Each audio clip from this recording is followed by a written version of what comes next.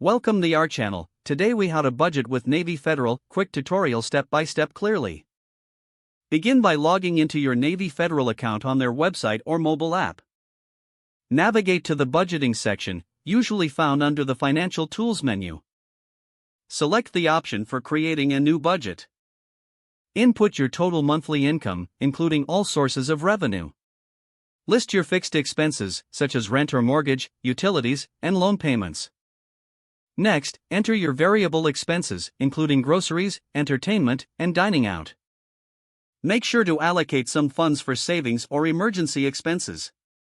Review your entries to ensure all amounts are accurate and realistic. Once you're satisfied with your budget, save it for future reference. Utilize the budgeting tools provided by Navy Federal to track your spending. Monitor your progress regularly to stay on track with your goals. Adjust your budget as necessary to reflect any changes in income or expenses. Take advantage of alerts and notifications to help you stay within budget. By following these steps, you can effectively manage your finances with Navy Federal's budgeting tools. If the page does not load, refresh the browser or try again in a private or incognito window. Make sure you are using the correct email address, then retype it carefully to avoid small typos. If your password is not accepted, use the reset option and create a new strong password you can remember.